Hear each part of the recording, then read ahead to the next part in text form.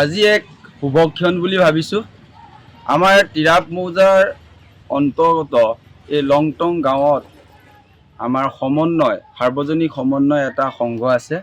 সেই সংঘৰ উদ্যোগত পূজাভাগ, দুৰ্গা পূজাভাগ আমি পাতিবলৈ আয়োজন কৰা হৈছে।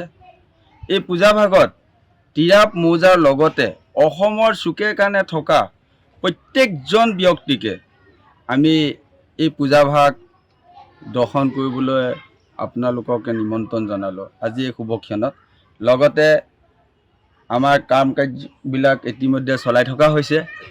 এই পূজা মণ্ডপটো আমি গুৱাহাটীৰ প্ৰসিদ্ধ, অসমৰ প্ৰসিদ্ধ কামাখ্যা মন্দিৰৰ আৰ্হিত তৈয়াৰ কৰিবলৈ আমি চেষ্টা কৰিছোঁ। বিশেষকৈ ইতিমধ্যে আমাৰ কৰ্মকৰ্তাসকলে কাম কৰি আছে আৰু তিৰাপ অঞ্চলৰ প্ৰত্যেকজন যুৱ, বয়সস্থ, বৃদ্ধ, মহিলা সকলোবিলাকে এই ক্ষেত্ৰত আমাৰ পূৰ্ণ সহযোগিতা আগবঢ়াইছে।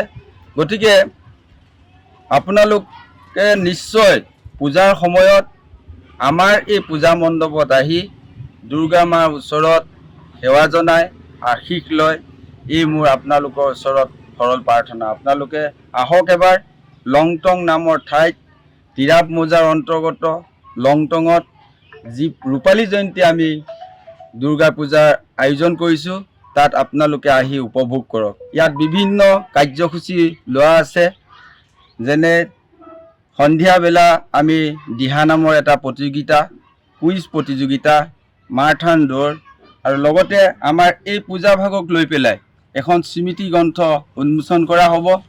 আপোনালোকে এই পৌৰাণিক স্থানত পাটকাই পাহাৰৰ কাষতে লাগি থকা লংটং নামৰ এই ঠাইত যে ইয়াৰ পুৰণি ইতিবৃত্ত আপোনালোকে স্মৃতি গ্ৰন্থখন পঢ়িলে নিশ্চয় সকলো গম পাব। এতিয়াও বহু ঠাই আছে, বহুতে নাজানে যে পাটকাই পাহাৰৰ কাষতে লাগি থকা এই লংটং, লগতে লাগি থকা তিৰাপ নদী, ইয়াৰ বৈশিষ্ট্যবিলাক, ইয়াৰ যিখিনি পৌৰাণিক কথা কেনেকৈ প্ৰতিষ্ঠা হ'ল, এই গোটেই বস্তুবিলাক আমাৰ স্মৃতি গ্ৰন্থত প্ৰকাশ পাব। গতিকে শেষত মই অনুৰোধ কৰোঁ, সকলো জাতি, জনজাতি, উপজাতি সকলো আহি আমাৰ দুৰ্গা পূজাৰ সেৱাভাগ লওক, আশীষ লওক, দুৰ্গা মাৰ আশীষ লওক, এই মোৰ অনুৰোধ সকলোকে প্ৰতি। নমস্কাৰ, মই এই সমন্বয় সংঘ দুৰ্গা পূজা এবছৰ ৰূপালী জয়ন্তী বৰ্ষৰ উদযাপন সমিতিৰ মই সম্পাদক হিচাপে আপোনালোকক জনাব পাই সুখী হৈছোঁ যে আমি এই বছৰ বিভিন্ন কষ্ট কৰি পেলি বহুত ঘাট প্ৰতিঘাতৰ মাজেৰে আমি এই 24টা বছৰ গৰকি এই বছৰ আমি 25 বছৰৰ ৰূপালী জয়ন্তী বৰ্ষত ভৰি দিলোঁ।